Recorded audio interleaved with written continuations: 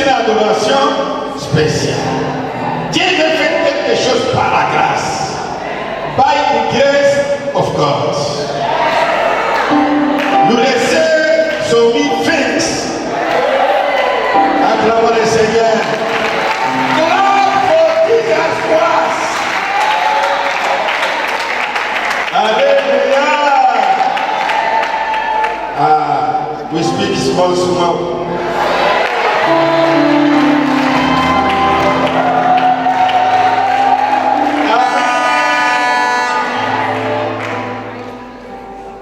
Nous allons adorer le Seigneur.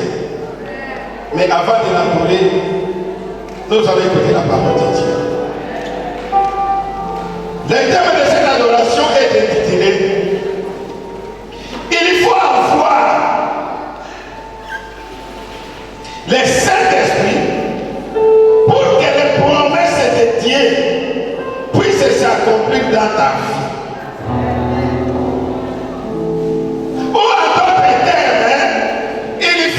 Jésus demeure en toi pour que les promesses de Dieu puissent s'accomplir dans ta vie.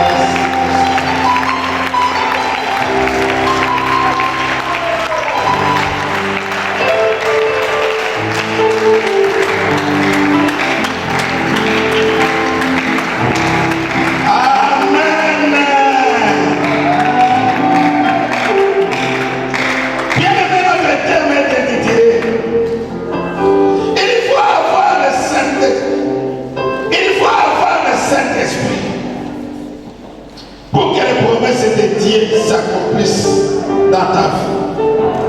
Ou à d'autres termes, il faut que Jésus-Christ demeure en toi pour que les promesses de Dieu s'accomplissent en toi.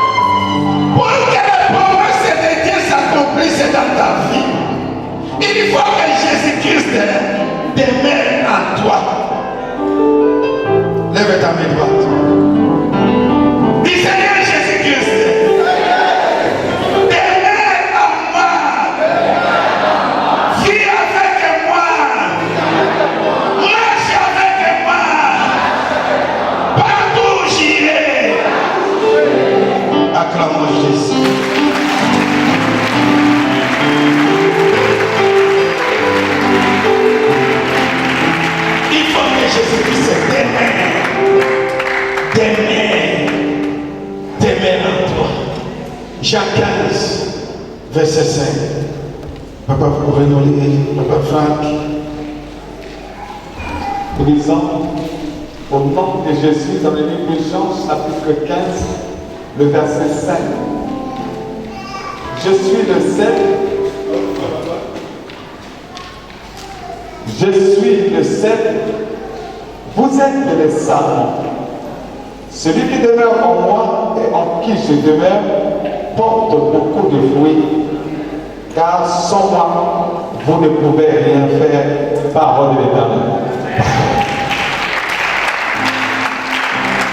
C'est Jésus qui nous montre les secrets de la réussite, les secrets de bénédiction.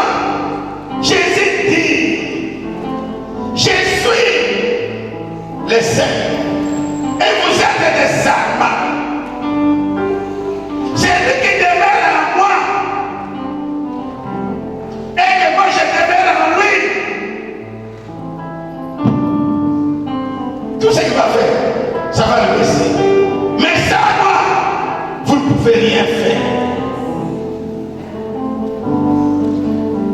Tu veux réussir, il faut que Jésus-Christ demeure en toi. Demeure en toi, c'est-à-dire, pendant que tu marches pour aller au marché, il est en toi. Pendant que tu marches pour aller à l'école, il est en toi.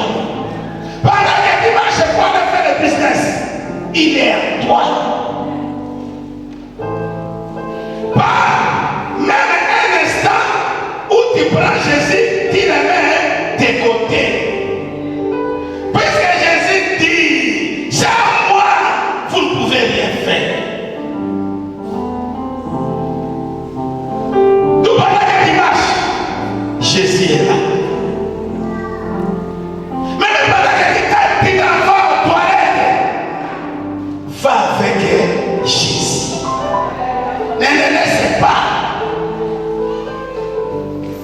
Pendant que tu prends l'avion pour voyager, va avec Jésus. Ne le laisse pas. Lui-même dit, il faut que je demeure en toi. Car sans moi, vous ne pouvez rien faire. Nous allons voir les cas d'imbéciles où Jésus-Christ demeurait en lui. Et il n'a pas voulu accepter, abandonner Jésus même un instant. Il s'appelait Joseph. Genèse 37, verset 5 à 10. Lisons au nom de Jésus dans le livre de Genèse, chapitre 37, du verset 5 au verset 10. Joseph eut un songe et il le raconta à ses frères qui le haïrent encore davantage. Il leur dit: écoutez donc ce songe que j'ai eu. Nous étions à l'île de Gênes, au milieu des champs, et voici ma gerbes se leva et se tint debout, et vos gerbes l'entourèrent et se prosternèrent devant elle. Ses frères lui dirent: est-ce que tu régneras sur nous? Est-ce que tu nous gouverneras? Et il les haït encore davantage à cause de ses songes et à cause de ses paroles. Il y eut encore un autre songe, et il le raconta à ses frères. Il dit: j'ai eu encore un songe, et voici le soleil, la lune et 11 étoiles se prosternaient devant moi. Il le raconta à son père et à ses frères. Son père le réprimanda et lui dit: que signifie ce songe que tu as eu? Faut-il que nous venions, moi, ta mère et tes frères, nous prosterner en terre devant toi? Parole de l'Éternel. Acclamons le Seigneur. Acclamons le Seigneur, bien-aimé.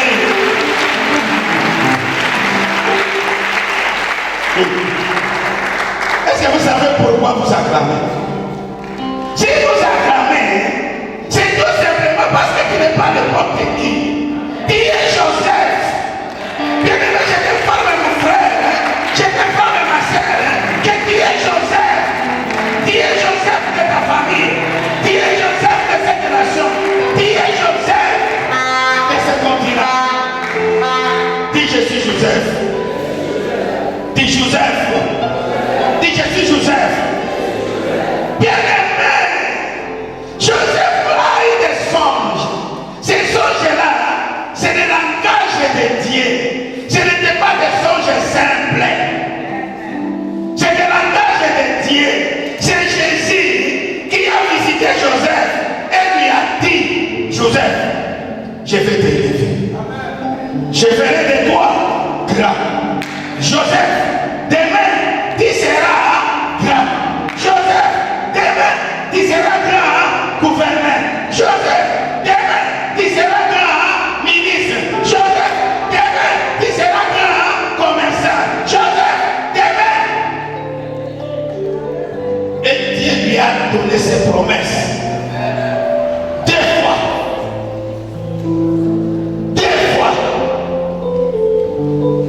Mais à cause de ça, ses frères et même son père, ses frères les haïssent.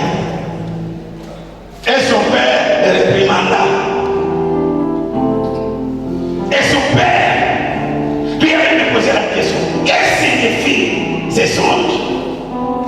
Voulez-vous que même moi, ton père, et ta mère venir auprès de toi, se prosterner? Il l'ont haï. Un jour, ses frères étaient dans le campement en train de faire perdre les brebis. Joseph a pris la nourriture. Il est allé voir ses frères. Ses frères se saisirent de Joseph. On a saisi Joseph. On l'a tué. Ils ont pris sa tunique picarée. Ils sont allés de remettre à son père après avoir mouillé avec les sangs d'animaux. Va, prends, regarde, Joseph est mort. Une bête de féroce l'a dévoré. Ils ont saisi Joseph. Ils l'ont descendu dans une citerne, dans la fosse. Il n'y avait pas d'eau, mais dans la fosse. Qui sait qui avait des scorpions dedans? Qui sait qui avait des serpents dedans? On a fait descendre Joseph. d'État. Il voulait le tuer, mais son frère a utilisé, l'un de ses frères a utilisé la sagesse pour l'épargner de la mort.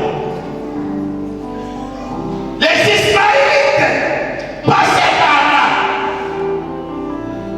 Et quand ses frères ont vu les Israélites passer par là, ils se sont dit, que gagnerons-nous en versant les sangs de notre frère? Prenons-les, vendons-les aux Ismaélites. On l'a fait sortir des citernes, de la force. On l'a vendu aux Ismaélites. C'est le prix. Il s'en va avec Joseph en Égypte. Papa Franck, lisez d'abord pour nous. Alléluia. Lisez d'abord pour nous, papa. Verset, papa. Genèse 39. Verset 1 à 9. Nous lisons, Donc 1 à 3. nous lisons au nom de Jésus, Genèse chapitre 39, du premier verset au troisième verset. On fit descendre Joseph en Égypte et Potiphar, officier de Pharaon, chef des gardes égyptiens, l'acheta des Ismaélites qui l'y avait fait descendre. L'Éternel fut avec lui. Répétez, l'Éternel. L'Éternel fut avec lui. Encore papa, l'Éternel. L'Éternel fut avec lui. Gardez toujours là. L'Éternel fut avec Joseph. Joseph n'était pas seul. Même si on a enlevé la télé qui bigarrée, même si on a enlevé les chaussures, ce qui était important, personne ne pouvait arracher ça à Joseph. Même si on l'a amené ni en Égypte, personne ne pouvait enlever Dieu qui était dans Joseph.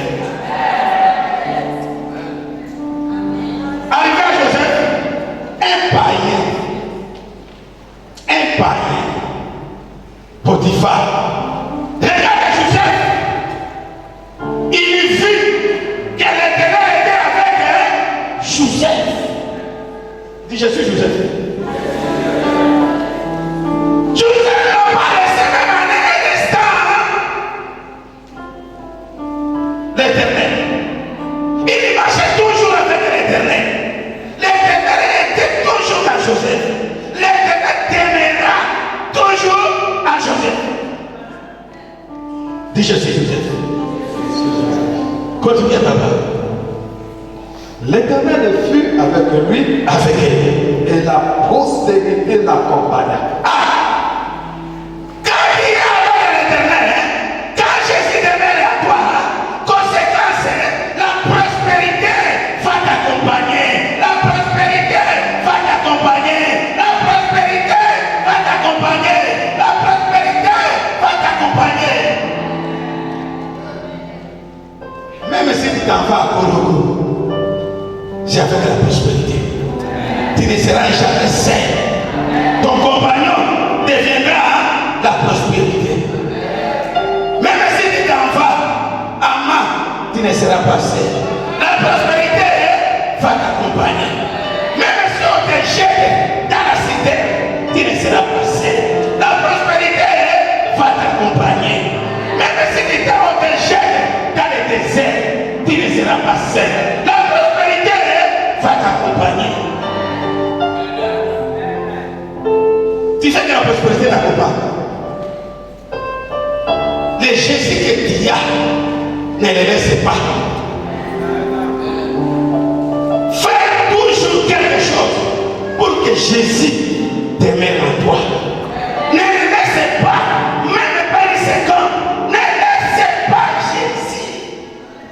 Même pas une seconde. Qui demeure avec toi? Dis, je suis Joseph.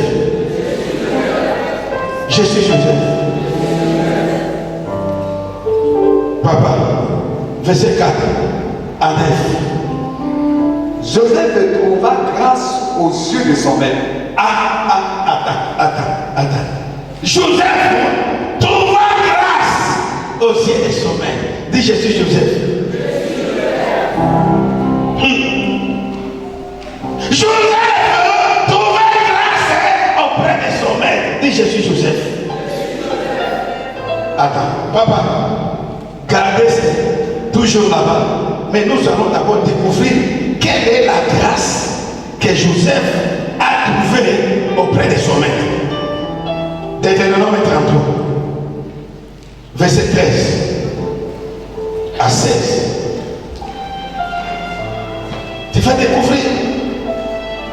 Nous allons tous découvrir la grâce que Joseph a trouvée auprès des sommets. C'est quoi, mes papas? Deutéronome 33, verset 13 à 16. Nous lisons au nom de Jésus, Deutéronome 33, verset 13 à 16. Sur Joseph, il dit, son pays recevra de l'Éternel en signe de bénédiction le meilleur don du ciel, la rosée, les meilleurs eaux qui sont en bas, les meilleurs fruits du soleil, les meilleurs fruits de chaque mois, les meilleurs produits des antiques montagnes, les meilleurs produits des collines éternelles, les meilleurs produits de la terre et de ce qu'elle renferme, que la grâce de celui qui est apparu dans le buisson vienne sur la tête de Joseph, sur le sommet de la tête du prince de ses frères, parole de l'Éternel. Dis je suis Joseph. Je suis Joseph. Et attendez la grâce que Joseph a reçue. La Bible dit tout ce qui est meilleur, c'était pour Joseph. Tout ce qui est meilleur, c'est pour Joseph. Même les produits des antiques montagnes, c'est pour qui? C'est pour Joseph. Et qu'est-ce qu'on trouve à l'intérieur des montagnes? Si tu ne sais pas, je te l'ai dit. Dans les montagnes, on trouve les minéraux. Dans les montagnes, on trouve les pièces précieuses. Dans les montagnes, on trouve des cobaltes. Dans les montagnes, on trouve de l'or. Dans les montagnes, on trouve les diamants. Dans les montagnes, on trouve les grains. Dans les montagnes, on trouve les cordons.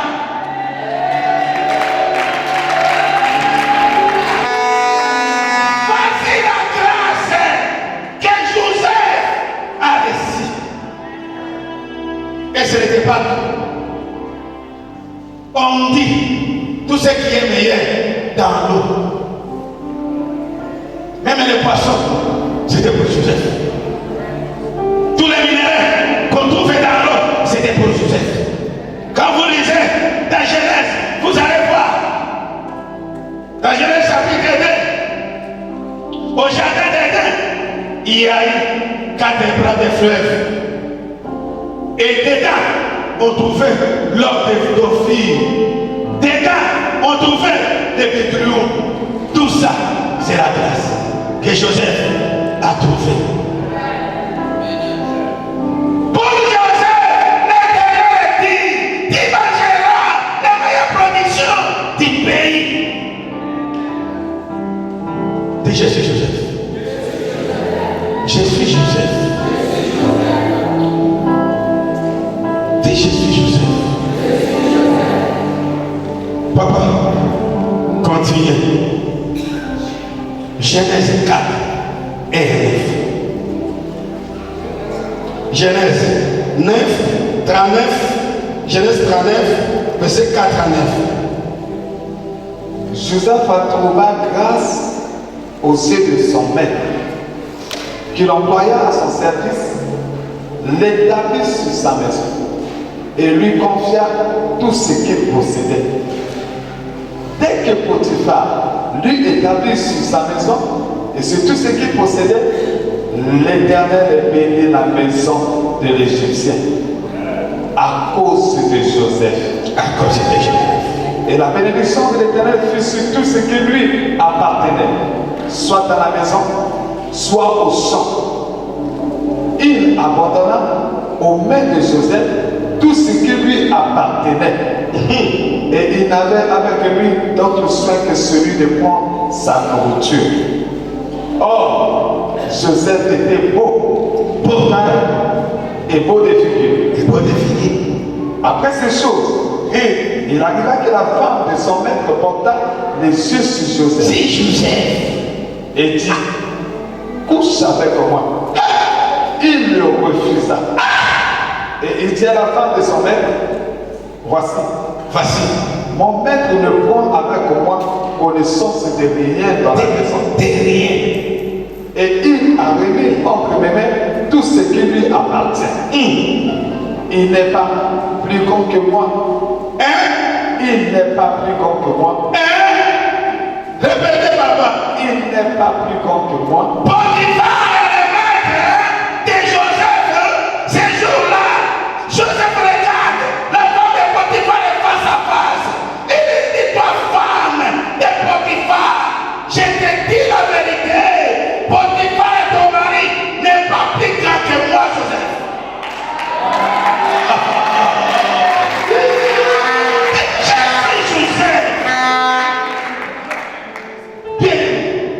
Comment expliquer ça?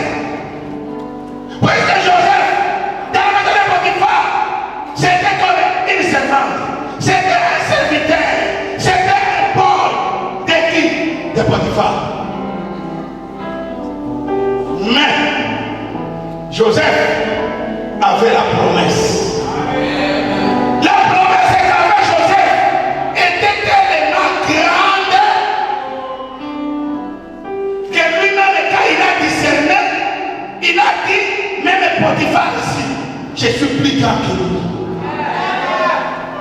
Alors quand la femme de Potiphar est venue, dit à Joseph, couche avec moi, tous les jours il est tourmenté.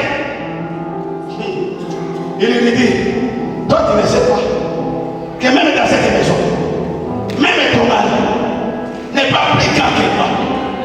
Moi je suis plus grand que ton mari. Dis révélation.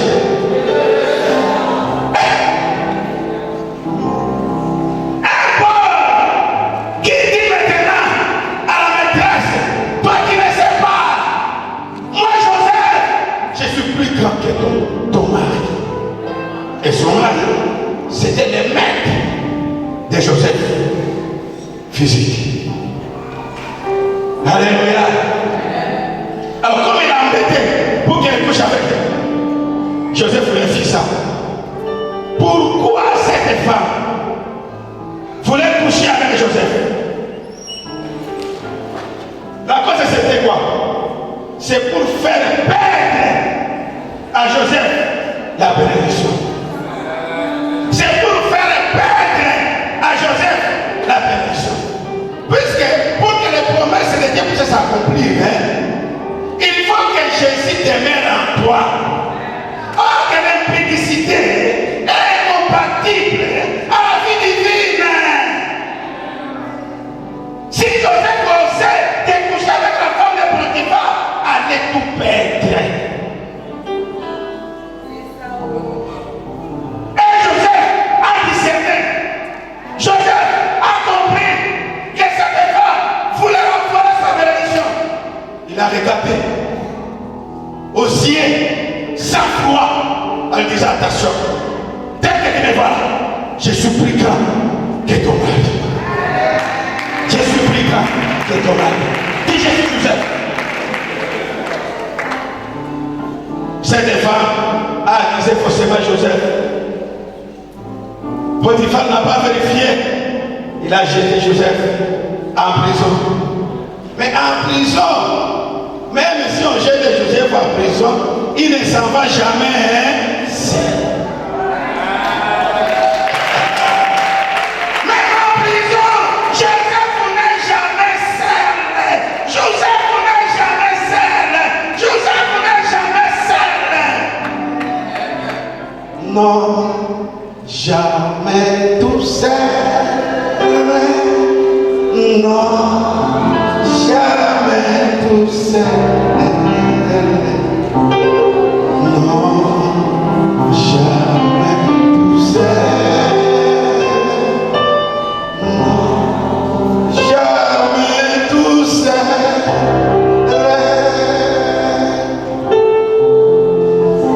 Jamais tout seul.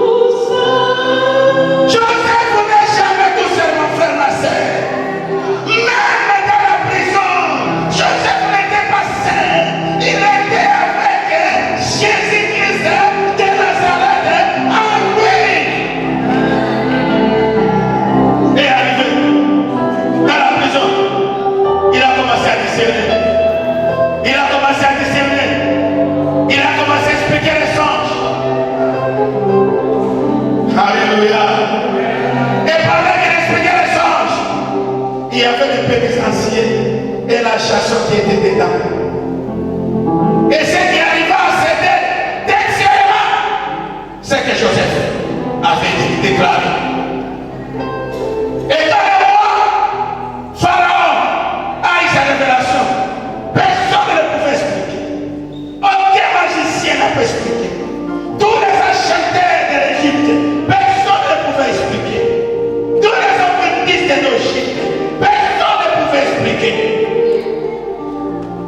Alors il y a un serviteur. Il dit, le roi, en prison, il y a un hébreu. Il y a un hébreu en prison. Cet hébreu n'est pas seul. Cet hébreu, il a un Dieu du ciel. Un Dieu qui explique les songes. Il lui donne les songes et son explication. Le roi dit, appelez-les. On a retiré Joseph de la prison. On l'a amené auprès du roi. Le roi dit, lavez-les. On a lavé Joseph. On l'a chargé de tenir. Alors il se présente devant le roi. Le roi dit, ici, il faut que tu donnes les songes et son explication. Lui ne savait pas. Jésus pour lui dire, dès que tu me vois là, je ne suis pas seul. Il lui dit, ce n'est pas moi qui donne les songes, mais c'est Dieu d'Israël. C'est Dieu qui est en moi. Jésus-Christ de Nazareth. C'est celui-là. Il lui donne les songes et son explication. Pharaon, un païen. Regarde Joseph. Pharaon, un païen. Regarde Joseph. Il lui dit à tous les Égyptiens qui étaient là, où trouvions-nous un homme comme celui-ci qui a l'esprit de Dieu en lui?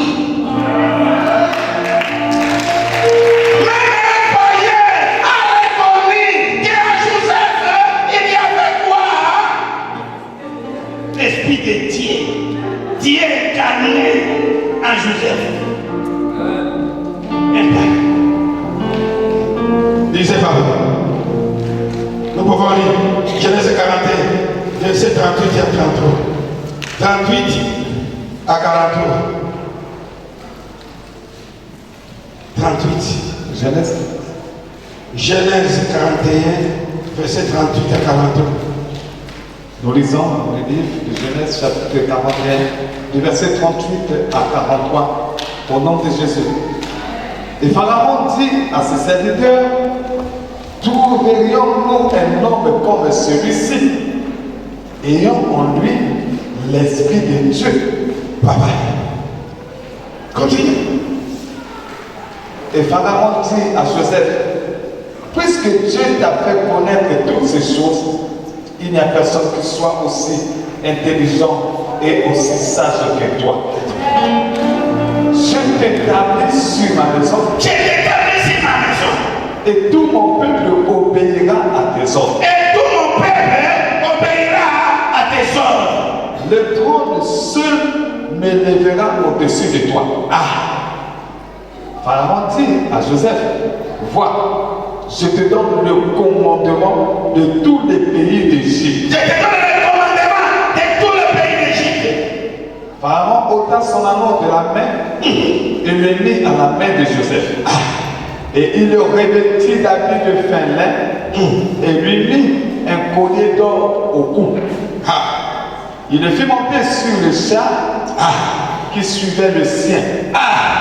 Et l'on criait devant lui, à genoux. À genoux, hein. Les gens criaient devant lui à genoux. Il marchait à genoux.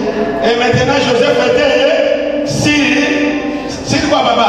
C'est ainsi que Pharaon lui donna le commandement de tous les pays d'Égypte.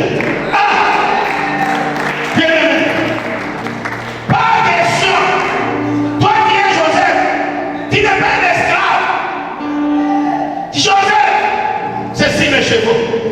Les esclaves doivent fléchir les genoux devant Joseph.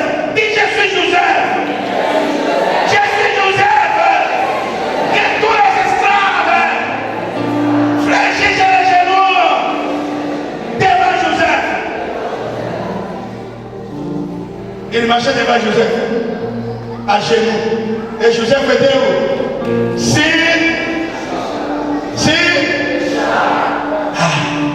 Et il criait, c'est ainsi que Joseph était devenu premier ministre dans le pays, la plus grande puissance mondiale de son temps, la plus grande puissance mondiale de son temps. Joseph devint premier ministre.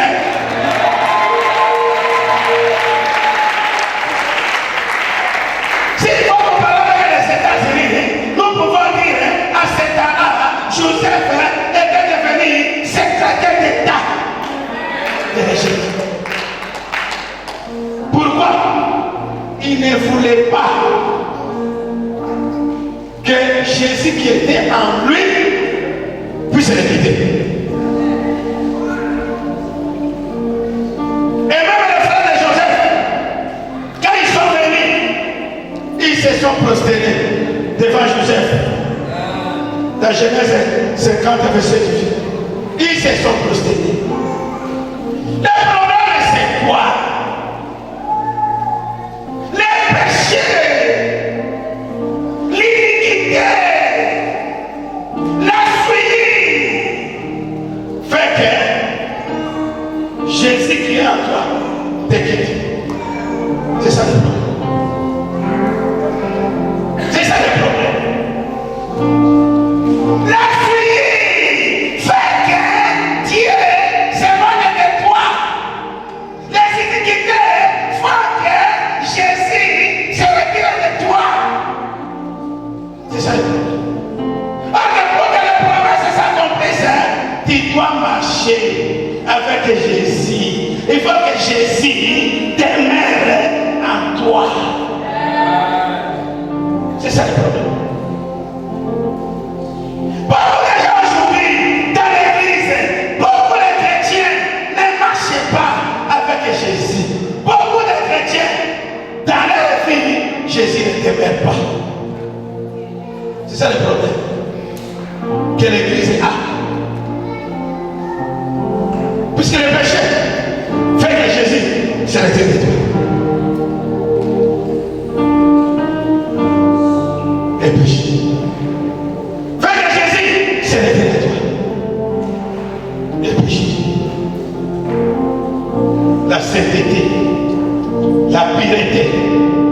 la sanctification fait que Jésus demeure dans l'homme.